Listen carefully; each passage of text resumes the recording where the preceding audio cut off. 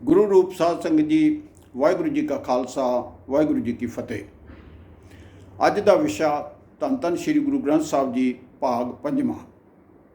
साध संगत जी, विषा चल रहा सी श्री गुरु ग्रंथ साहब जी दियां विशेषताइयां, विलखणता, महानता के बारे च। अज दियां जो विशेषताइयां हैं, शुरू दे विच सब तो पहला असी गल करांगे कि अज दे विग्यानक युग विच श्री गुरु ग्रंथ साहब जी की महानता।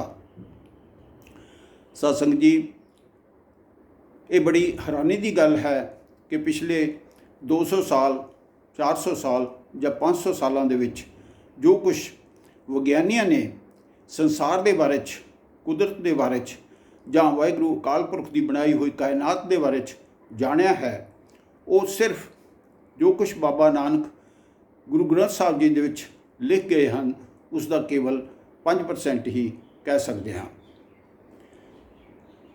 उदाहरण के तौर पर साध संगत जी, विग्यानी ये जानना चाहते सन कि आखिरकार ये जो संसार बनया है ये किस तरह होने दे विच आया और कदों होने दे विच आया। बहुत सारी स्टडी तो बाद, बहुत सारे टाइम तो बाद सारे विग्यानी एक नतीजे ते पहुँचे कि ये जो दुनिया बनी है ये एक बहुत वड्डे धमाके तो बनी है।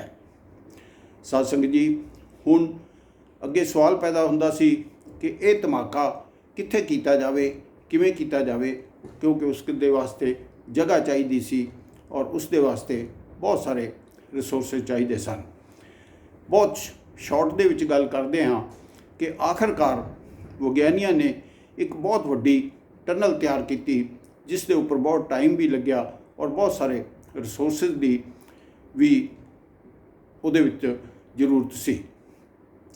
उस टनल दे विच एक बहुत वड्डा धमाका किया गया और उस धमाके तो बाद जो रिजल्ट विग्यानियों के सामने आए वो देख के हैरान हो गए कि ये सब कुछ तो गुरु ग्रंथ साहब दे विच तकरीबन 550 साल पहला बाबा नानक लिख गया सीगा। बाबे नानक ने ये दस दिता सी दुनिया नूं, जो कि श्री गुरु ग्रंथ साहब जी दे विच बकायदा हाज़र है कि ये संसार किस तरह बनया। बाबे नानक का कहना है कि कीता पसाओ एको कुआओ तिसते होए लख दरियाओ, कि ये दुनिया किस तरह बनी कि एक बहुत वड्डा धमाका होया और उस धमाके तो बाद ये दुनिया की शुरुआत हुई। और उस तो पहला की सी साध संगत जी, उस तो पहला बाबे नानक के मुताबिक सब धुंध ही धुंध सी, अंधेरा ही अंधेरा सी, सन्नाटा ही सन्नाटा सी और वाहिगुरू अकाल पुरख अपनी समाधि दे विच लीन सी। ये जो बहुत वड्डा धमाका होया, इसनूं बहुत सारे धर्म जिस तरह के जैन धर्म, बुद्ध धर्म, सिख धर्म और होर बहुत सारे महापुरखों ने इसकी आवाज़ नूं ओंकार की आवाज़ के नाम नाल जानिया है। यानी कि एक बहुत वड्डे धमाके तो बाद जो धुंध सी वो पिघल के पानी बन गई और उस तो बाद लखां करोड़ां सालों तो बाद अलग अलग जो जूना सी या अलग अलग जो जिंदगी के दरिया सन वो शुरू हो गए। कीता पसाओ एको कुआओ तिसते होए लख दरियाओ, उस तो फिर लखां ही जूनियां शुरू हो गई हैं। और ये साध संगत जी एक वड्डा विषय है। पानी तो लखां साल, करोड़ां साल बाद पत्थर होने दे विच आया, पत्थर तो बनस्पति होने दे विच आई, बनस्पति तो जीव जंतु होने दे विच आए और उस तो बाद मनुखता प्रगट हुई। और ये सब टाइम लखां नहीं बल्कि करोड़ां सालों की गल है। इस तो बाद साध संगत जी, विग्यानियों ने यह भी जानने की कोशिश की कि ये जो संसार बनया ये कदों बनया। और साध संगत जी, यकीन जानो कि ये सब क्यास ही हैं, अंदाजे ही हैं, कोई भी एग्जैक्ट टाइम नहीं दस सकता कि ये दुनिया, ये संसार ਕਦੋਂ ਬਣਿਆ, ਕਿਉਂਕਿ ਉਸ ਟਾਈਮ ਨਾ ਕੋਈ ਦਿਨ ਸੀ, ਨਾ ਕੋਈ ਹਫਤਾ ਸੀ, ਨਾ ਕੋਈ ਮਹੀਨਾ ਸੀ, ਨਾ ਕੋਈ ਸਾਲ ਸੀ। ਕੋਈ ਉਸ ਟਾਈਮ ਨੂੰ ਮੈਜ਼ਰ ਕਰਨ ਦਾ ਇਸ ਤਰ੍ਹਾਂ ਦਾ ਕੋਈ ਸਾਧਨ ਨਹੀਂ ਸੀ। ਔਰ ਜੋ ਅੰਦਾਜ਼ੇ ਲਗਾਏ ਜਾਂਦੇ ਹਨ ਉਹ ਸਿਰਫ ਅੰਦਾਜ਼ੇ ਹੀ ਹਨ। ਔਰ ਇਸ ਦੇ ਬਾਰੇ 'ਚ ਸ਼੍ਰੀ ਗੁਰੂ ਨਾਨਕ ਦੇਵ ਜੀ ਨੇ ਬਹੁਤ ਤਸੱਲੀ ਬਖਸ਼ ਜਵਾਬ ਦਿੱਤਾ ਹੈ, ਜੋ ਸਾਧ ਸੰਗਤ ਜੀ ਗੁਰੂ ਗ੍ਰੰਥ ਸਾਹਿਬ ਜੀ ਦੀ ਪਹਿਲੀ ਬਾਣੀ ਜਪਜੀ ਸਾਹਿਬ ਦੇ ਵਿੱਚ ਹੀ ਪੌੜੀ ਨੰਬਰ 21 ਦੇ ਵਿੱਚ ਅੰਕਿਤ ਹੈ। ਬਾਬਾ ਨਾਨਕ ਇਸ ਤਰ੍ਹਾਂ ਜਵਾਬ ਦੇ ਰਿਹਾ ਹੈ, ਵੇਲ ਨਾ ਪਾਈਆਂ ਪੰਡਤੀ ਜੇ ਹੋਵੇ ਲੇਖ ਪ੍ਰਾਣ। ਅਗਰ ਪੰਡਤਾਂ ਨੂੰ ਵੀ ਇਸ ਚੀਜ਼ ਦਾ ਪਤਾ ਹੁੰਦਾ ਕਿ ਇਹ ਦੁਨੀਆ ਕਦੋਂ ਬਣੀ ਹੈ ਤਾਂ ਉਹ ਪੁਰਾਣਾਂ ਦੇ ਵਿੱਚ ਜ਼ਰੂਰ ਲਿਖ ਜਾਂਦੇ। ਵਕਤ ਨਾ ਪਾਇਓ ਕਾਦੀਆਂ ਜੇ ਲਿਖਣ ਲੇਖ ਕੁਰਾਨ। ਜੇ ਕਾਦੀਆਂ ਨੂੰ ਯਾਨੀ ਕਿ ਕਾਜ਼ੀਆਂ ਨੂੰ ਵੀ ਅਗਰ ਇਸ ਗੱਲ ਦਾ ਪਤਾ ਹੁੰਦਾ ਹੈ ਕਿ ਇਹ ਦੁਨੀਆ ਕਦੋਂ ਬਣੀ, ਇਹ ਕਾਇਨਾਤ ਕਦੋਂ ਹੋਣ ਦੇ ਵਿੱਚ ਆਈ, ਤਾਂ ਉਹ ਆਪਣੇ ਕੁਰਾਨਾਂ ਦੇ ਵਿੱਚ ਜ਼ਰੂਰ ਲਿਖ ਜਾਂਦੇ। ਥਿਤਵਾਰ ਨਾ ਜੋਗੀ ਜਾਣੇ ਰੁੱਤ ਮਾਨ ਨਾ ਕੋਏ। ਔਰ ਅਗਰ ਜੋਗੀਆਂ ਨੂੰ ਵੀ ਇਸ ਦੇ ਬਾਰੇ 'ਚ ਪਤਾ ਹੁੰਦਾ ਤਾਂ ਜੋਗੀ ਜ਼ਰੂਰ ਲਿਖ ਜਾਂਦੇ ਕਿ ਇਹ ਸੰਸਾਰ ਕਦੋਂ ਬਣਿਆ।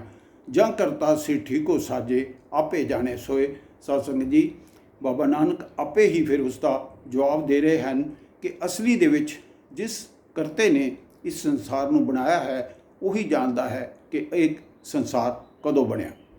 ਇਸ ਤੋਂ ਇਲਾਵਾ ਸਾਧ ਸੰਗਤ ਜੀ, ਉਸ ਵੇਲੇ ਬਹੁਤ ਸਾਰੀਆਂ ਹਾਸੋਹੀਣ ਵਾਲੀਆਂ ਕਹਾਣੀਆਂ ਪ੍ਰਚਲਿਤ ਸਨ, ਜਿਸ ਤਰ੍ਹਾਂ ਕਿ ਇਹ ਜੋ ਧਰਤੀ ਹੈ ਇਹ ਇੱਕ ਬਲਦ ਦੇ ਸਿੰਘ ਦੇ ਉੱਤੇ ਟਿਕੀ ਹੋਈ ਹੈ। ਔਰ ਜਦੋਂ ਬਲਦ ਦਾ ਇੱਕ ਸਿੰਘ ਥੱਕ ਜਾਂਦਾ ਹੈ ਔਰ ਉਸ 6 ਮਹੀਨੇ ਬਾਅਦ, ਸਾਲ ਬਾਅਦ ਉਸ ਨੂੰ ਬਦਲੀ ਕਰਦਾ ਹੈ ਤਾਂ ਫਿਰ ਭੁਚਾਲ ਆਉਂਦੇ ਹਨ। ਤਾਂ ਇਸ ਦੇ ਉੱਪਰ ਬਾਬੇ ਨਾਨਕ ਨੇ ਸਵਾਲ ਕੀਤਾ ਕਿ ਅਗਰ ਇਹ ਧਰਤੀ ਕਿਸੇ ਬਲਦ ਦੇ ਸਿੰਘ ਦੇ ਉੱਤੇ ਟਿਕੀ ਹੋਈ ਹੈ ਤਾਂ ਉਸ ਬਲਦ ਦੇ ਨੀਚੇ ਕੌਣ ਹੈ? ਤੇ ਉਸ ਦਾ ਜਵਾਬ ਸੀ ਕਿ ਬਲਦ ਇੱਕ ਸ਼ੇਸ਼ਨਾਗ ਦੇ ਫਨ ਦੇ ਉੱਤੇ ਖੜਾ ਹੈ। ਤੇ ਸ਼ੇਸ਼ਨਾਗ ਦੇ ਨੀਚੇ ਕੌਣ ਹੈ? ਸ਼ੇਸ਼ਨਾਗ ਇੱਕ ਕੱਛੂ ਕੁੰਮੇ ਦੇ ਉੱਤੇ ਖੜਾ ਹੈ। ਸੋ ਇਸ ਤਰ੍ਹਾਂ ਦੀਆਂ ਹਾਸੋਹੀਣੀਆਂ ਜੋ ਕਹਾਣੀਆਂ ਸਨ ਉਸ ਟਾਈਮ ਪ੍ਰਚਲਿਤ ਸਨ। ਇਸ ਦਾ ਜਵਾਬ ਬਾਬੇ ਨਾਨਕ ਨੇ ਬਾਖੂਬ ਦਿੱਤਾ ਹੈ।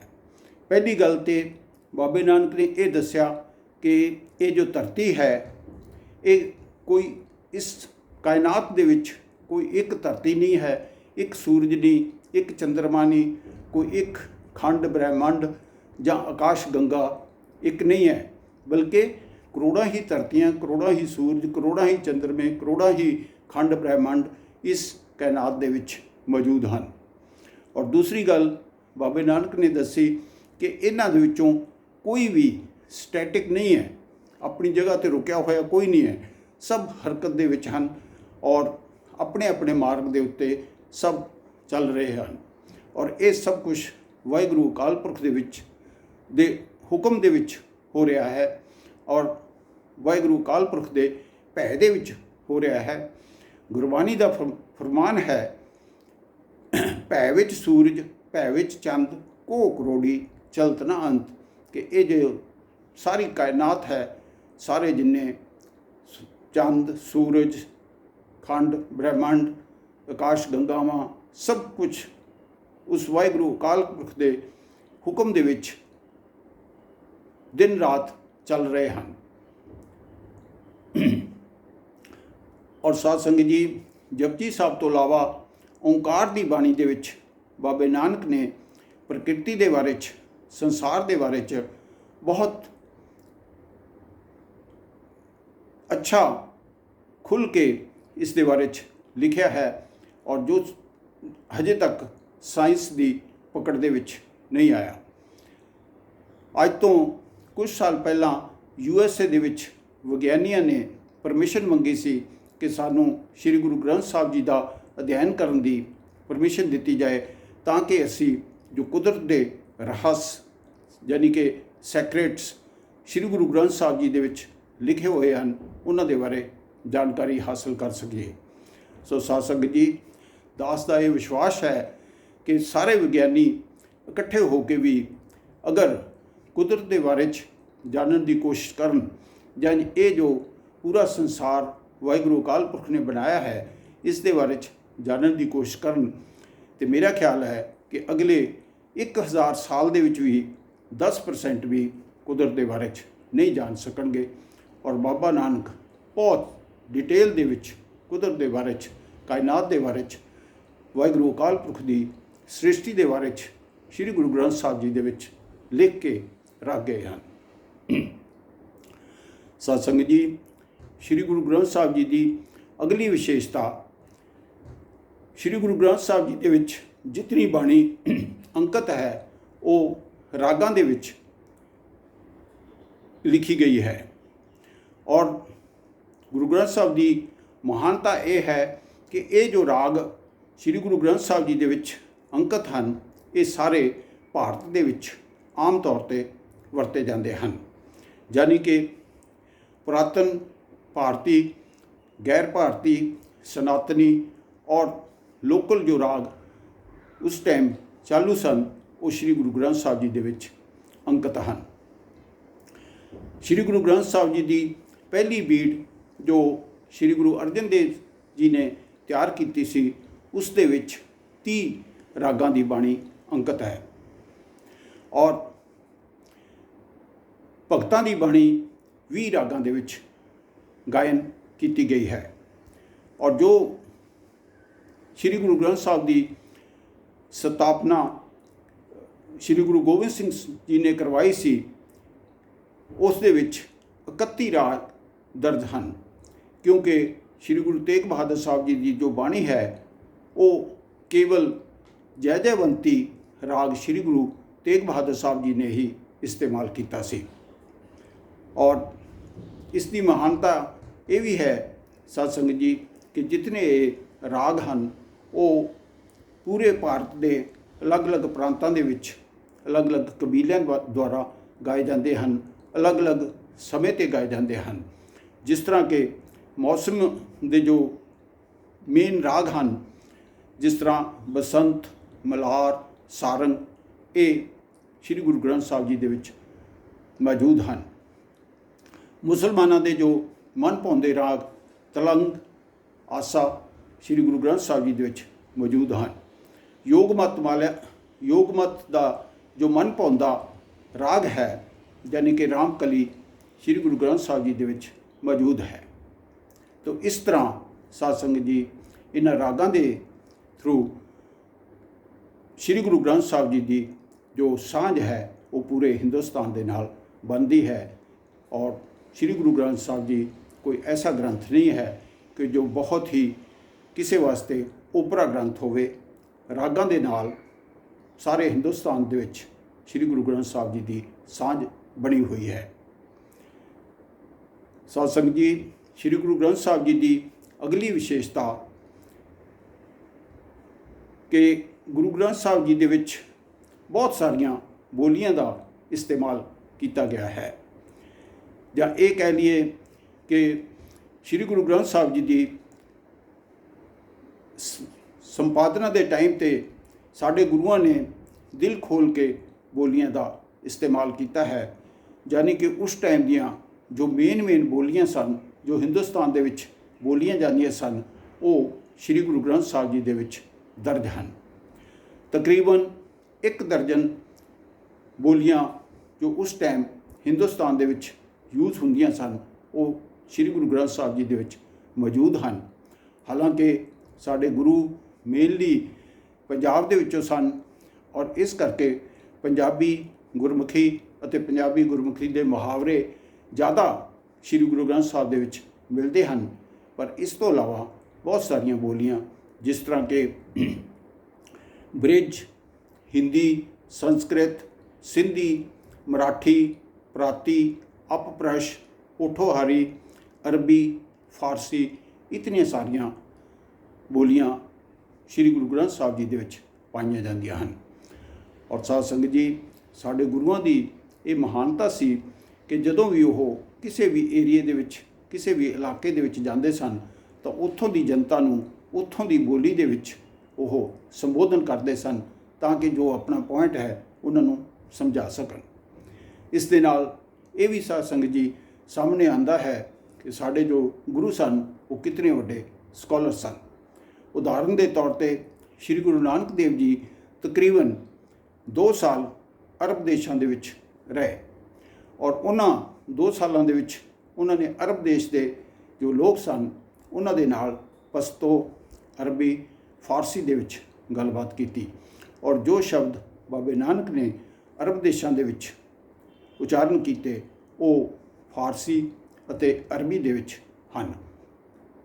ਇਸੇ ਤਰ੍ਹਾਂ ਸਾਧ ਸੰਗਤ ਜੀ ਜੋ 15 ਭਗਤ ਸ਼੍ਰੀ ਗੁਰੂ ਗ੍ਰੰਥ ਸਾਹਿਬ ਜੀ ਦੇ ਵਿੱਚ ਬੈਠੇ ਹੋਏ ਹਨ, ਉਹ ਜਿਸ ਇਲਾਕੇ ਦੇ ਸਨ ਉਹ ਆਪਣੀ ਉੱਥੋਂ ਦੀ ਭਾਸ਼ਾ ਇਸਤੇਮਾਲ ਕਰਦੇ ਸਨ ਔਰ ਉਸ ਨੂੰ ਵੀ ਸ਼੍ਰੀ ਗੁਰੂ ਗ੍ਰੰਥ ਸਾਹਿਬ ਜੀ ਦੇ ਵਿੱਚ ਅੰਕਿਤ ਕੀਤਾ ਗਿਆ ਹੈ, ਸਵੀਕਾਰ ਕੀਤਾ ਗਿਆ ਹੈ। ਉਦਾਹਰਨ ਦੇ ਤੌਰ ਤੇ ਪੰਡਿਤ ਰਾਮਾਨੰਦ ਜੋ ਬਨਾਰਸ ਦੇ ਸਨ, ਉਹਨਾਂ ਨੇ ਜ਼ਿਆਦਾ ਹਿੰਦੀ ਔਰ ਸੰਸਕ੍ਰਿਤ ਦੀ ਇਸਤੇਮਾਲ ਕੀਤਾ ਹੈ ਔਰ ਉਹਨਾਂ ਦੇ ਸ਼ਬਦ ਉਸੇ ਭਾਸ਼ਾ ਦੇ ਵਿੱਚ ਮੌਜੂਦ ਹਨ। ਨਾਮਦੇਵ ਮਰਾਠੀ ਹੋਣ ਦੇ ਨਾਤੇ ਉਹਨਾਂ ਨੇ ਮਰਾਠੀ ਦਾ ਇਸਤੇਮਾਲ ਕੀਤਾ ਹੈ ਔਰ ਉਹ ਵੀ ਉਸੇ ਤਰ੍ਹਾਂ ਸ਼੍ਰੀ ਗੁਰੂ ਗ੍ਰੰਥ ਸਾਹਿਬ ਜੀ ਦੇ ਵਿੱਚ ਅੰਕਿਤ ਹਨ। ਤੋ ਇਸ ਤੋਂ ਕਹਿਣ ਦਾ ਭਾਵ ਇਹ ਹੈ ਸਾਧ ਸੰਗਤ ਜੀ ਕਿ ਉਸ ਟਾਈਮ ਦੀਆਂ ਜੋ ਜ਼ਿਆਦਾ ਬੋਲੀਆਂ ਚੱਲਦੀਆਂ ਸਨ ਉਹ ਸ਼੍ਰੀ ਗੁਰੂ ਗ੍ਰੰਥ ਸਾਹਿਬ ਜੀ ਦੇ ਵਿੱਚ ਹਾਜ਼ਰ ਹਨ।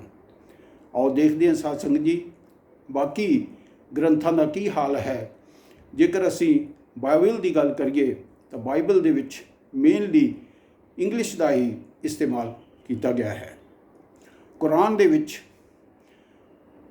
ਆਮ ਤੌਰ ਤੇ ਉਰਦੂ, ਫਾਰਸੀ, ਅਰਬੀ ਦਾ ਇਸਤੇਮਾਲ ਕੀਤਾ ਗਿਆ ਹੈ ਔਰ ਜੋ ਸਾਡੇ ਸਨਾਤਨੀ ਗ੍ਰੰਥ ਹਨ, ਵੇਦ ਹਨ, ਸੰਸਕ੍ਰਿਤੀਆਂ ਹਨ, ਉਹਨਾਂ ਦੇ ਵਿੱਚ ਹਿੰਦੀ ਔਰ ਸੰਸਕ੍ਰਿਤ ਦਾ ਇਸਤੇਮਾਲ ਕੀਤਾ ਗਿਆ ਹੈ। ਔਰ ਸਾਧ ਸੰਗਤ ਜੀ ਅਗਰ ਅਸੀਂ ਇਹ ਕਹਿ ਦਈਏ ਕਿ ਬਹੁਤ ਸਾਰੇ ਜੋ ਸਨਾਤਨੀ ਗ੍ਰੰਥ ਹਨ, ਵੇਦ, ਸਿਮਰਤੀਆਂ ਆਦਿ, ਉਹਨਾਂ ਦੇ ਵਿੱਚ ਬਹੁਤ ਗੂੜ ਸੰਸਕ੍ਰਿਤ ਦਾ ਇਸਤੇਮਾਲ ਕੀਤਾ ਗਿਆ ਹੈ। ਜਾਂ ਇਹ ਕਹਿ ਲਓ ਦਾਸ ਨੂੰ ਇਸ ਦੇ ਵਿੱਚ ਵੀ ਕੋਈ ਕਹਿਣ ਦੇ ਵਿੱਚ ਹਿਚਕਚਾਹਟ ਨਹੀਂ ਹੈ ਕਿ ਜਾਣ-ਬੁੱਝ ਕੇ ਵੀ ਪੰਡਤਾਂ ਨੇ ਬਹੁਤ ਕਠਨ ਸੰਸਕ੍ਰਿਤ ਦਾ ਇਸਤੇਮਾਲ ਕੀਤਾ ਹੈ। ਉਸ ਦਾ ਇੱਕ ਕਾਰਨ ਵੀ ਹੈ ਕਿ ਸਨਾਤਨੀ ਧਰਮ ਦੇ ਮੁਤਾਬਕ ਪੰਡਤਾਂ ਨੇ ਇਹ ਇੱਕ ਆਪਣਾ ਅਧਿਕਾਰ ਸਮਝਿਆ ਹੈ ਕਿ ਧਾਰਮਿਕ ਗ੍ਰੰਥਾਂ ਨੂੰ ਪੜ੍ਹਨਾ, ਪੜ੍ਹਾਉਣਾ ਔਰ ਉਹਨਾਂ ਦੀ ਸਿੱਖਿਆ ਵੰਡਣਾ ਇਹ ਇੱਕ ਸਿਰਫ ਬ੍ਰਾਹਮਣ ਦੇ ਹਿੱਸੇ ਵਿੱਚ ਆਉਂਦਾ ਹੈ। ਸੋ ਇਹਨਾਂ ਸਾਰੀਆਂ ਚੀਜ਼ਾਂ ਨੂੰ ਦੇਖਦੇ ਹੋਏ ਅਸੀਂ ਇਹ ਕਹਿ ਸਕਦੇ ਹਾਂ ਕਿ ਸ਼੍ਰੀ ਗੁਰੂ ਗ੍ਰੰਥ ਸਾਹਿਬ ਜੀ ਬਹੁਤ ਹੀ ਇੱਕ ਆਸਾਨ ਗ੍ਰੰਥ ਹੈ ਜਿਸ ਨੂੰ ਕਿ ਇੱਕ ਆਮ ਸਧਾਰਨ ਵਿਅਕਤੀ ਪੜ੍ਹ ਸਕਦਾ ਹੈ, ਸਮਝ ਸਕਦਾ ਹੈ ਔਰ ਇਸ ਦੀਆਂ ਜੋ ਬੇਸ਼ੁਮਾਰ ਉਦਾਹਰਨਾਂ ਸਾਡੇ ਸਾਹਮਣੇ ਹਨ। ਜਿਸ ਤਰ੍ਹਾਂ ਕਿ ਬਾਬਾ ਬੁੱਢਾ ਜੀ ਜੋ ਸ਼੍ਰੀ ਗੁਰੂ ਗ੍ਰੰਥ ਸਾਹਿਬ ਦੀ ਸੰਪਾਦਨਾ ਤੋਂ ਬਾਅਦ ਪਹਿਲੇ ਹੈੱਡ ਗ੍ਰੰਥੀ ਬਣੇ ਔਰ ਬਾਬਾ ਦੀਪ ਸਿੰਘ ਜੀ ਜਿਨ੍ਹਾਂ ਨੇ ਸ਼੍ਰੀ ਗੁਰੂ ਗੋਬਿੰਦ ਸਿੰਘ ਜੀ ਦੇ ਨਾਲ ਦਮਦਮਾ ਸਾਹਿਬ ਦੀ ਬੀੜ ਦੀ ਸੰਪਾਦਨਾ ਕੀਤੀ ਔਰ ਭਾਈ ਮਨੀ ਸਿੰਘ ਜੀ, ਇਹ ਸਭ ਮਹਾਂਪੁਰਸ਼ ਕਿਹੜੇ ਸਕੂਲ, ਕਾਲਜ ਜਾਂ ਯੂਨੀਵਰਸਿਟੀ ਦੇ ਵਿੱਚ ਪੜ੍ਹੇ ਹੋਏ ਸਨ। ਇਹ ਸਭ 2-2, 4-4 ਜਮਾਤਾਂ ਪੜ੍ਹੇ ਹੋਏ ਸਨ ਔਰ ਜਿਨ੍ਹਾਂ ਨੇ ਸ਼੍ਰੀ ਗੁਰੂ ਗ੍ਰੰਥ ਸਾਹਿਬ ਦੀ ਸੰਪਾਦਨਾ ਵੀ ਕੀਤੀ ਔਰ ਬਹੁਤ ਅੱਛੀ ਤਰ੍ਹਾਂ ਗੁਰੂ ਗ੍ਰੰਥ ਸਾਹਿਬ ਨੂੰ ਸਮਝਦੇ ਸਨ। ਸੋ ਮੇਰਾ ਕਹਿਣ ਤੋਂ ਭਾਵ ਇਹ ਹੈ ਸਾਧ ਸੰਗਤ ਜੀ ਕੋਈ ਵੀ 4 ਜਮਾਤ ਪਾਸ ਵੀ ਸ਼੍ਰੀ ਗੁਰੂ ਗ੍ਰੰਥ ਸਾਹਿਬ ਨੂੰ ਪੜ੍ਹ ਸਕਦਾ ਹੈ, ਸਮਝ ਸਕਦਾ ਹੈ ਔਰ ਜੋ ਗਿਆਨ ਸ਼੍ਰੀ ਗੁਰੂ ਗ੍ਰੰਥ ਸਾਹਿਬ ਜੀ ਦੇ ਵਿੱਚ ਹੈ ਉਹ ਹਾਸਲ ਕਰ ਸਕਦਾ ਹੈ। ਕਿਸੇ ਗਲਤਫਹਿਮੀ 'ਚ ਨਹੀਂ ਰਹਿਣਾ ਕਿ ਇਸ ਦੇ ਵਾਸਤੇ ਕਿਸੇ PhD ਦੀ ਜ਼ਰੂਰਤ ਹੈ, ਜੋ ਬਹੁਤ ਵੱਡੀਆਂ ਡਿਗਰੀਆਂ ਦੀ ਜ਼ਰੂਰਤ ਹੈ। ਤਾਂ ਇਹ ਸ਼੍ਰੀ ਗੁਰੂ ਗ੍ਰੰਥ ਸਾਹਿਬ ਜੀ ਦੀ ਇੱਕ ਬਹੁਤ ਵੱਡੀ ਮਹਾਨਤਾ ਹੈ ਕਿ ਬਾਕੀ ਗ੍ਰੰਥਾਂ ਨਾਲੋਂ ਬਹੁਤ ਸਿੰਪਲ ਲੈਂਗੁਏਜ ਦੇ ਵਿੱਚ ਗੁਰੂ ਗ੍ਰੰਥ ਸਾਹਿਬ ਨੂੰ ਲਿਖਿਆ ਗਿਆ ਹੈ ਔਰ ਬਹੁਤ ਸਾਰੀਆਂ ਬੋਲੀਆਂ ਉਹਦੇ ਵਿੱਚ ਇਸਤੇਮਾਲ ਕੀਤੀਆਂ ਗਈਆਂ ਹਨ ਜੋ ਸ਼੍ਰੀ ਗੁਰੂ ਗ੍ਰੰਥ ਸਾਹਿਬ ਜੀ ਦੀ ਸਾਂਝ ਪੂਰੇ ਭਾਰਤ ਨਾਲ ਬਣਾਉਂਦਾ ਹੈ ਔਰ ਇਸ ਨੂੰ ਇੱਕ ਆਮ ਸਧਾਰਨ ਵਿਅਕਤੀ ਪੜ੍ਹ ਸਕਦਾ ਹੈ, ਸਮਝ ਸਕਦਾ ਹੈ। ਸਾਧ ਸੰਗਤ ਜੀ ਸ਼੍ਰੀ ਗੁਰੂ ਗ੍ਰੰਥ ਸਾਹਿਬ ਜੀ ਦੀ ਜੋ ਅਗਲੀ ਵਿਸ਼ੇਸ਼ਤਾ ਹੈ, ਇਹ ਇੱਕ ਬਹੁਤ ਵਿਲੱਖਣਤਾ ਹੈ ਜੋ ਸਾਰੀ ਦੁਨੀਆ ਦੇ ਵਿੱਚ ਕਿਸੇ ਹੋਰ ਧਾਰਮਿਕ ਗ੍ਰੰਥ ਨੂੰ ਨਹੀਂ ਮਿਲੀ। ਹਿੰਦੁਸਤਾਨ ਦੀ ਸਭ ਤੋਂ ਉੱਚ ਅਦਾਲਤ ਮਾਨਯੋਗ ਸੁਪਰੀਮ ਕੋਰਟ ਔਰ ਉਹਨਾਂ ਦੇ ਇੱਕ ਬੈਂਚ ਜਿਸ ਦੀ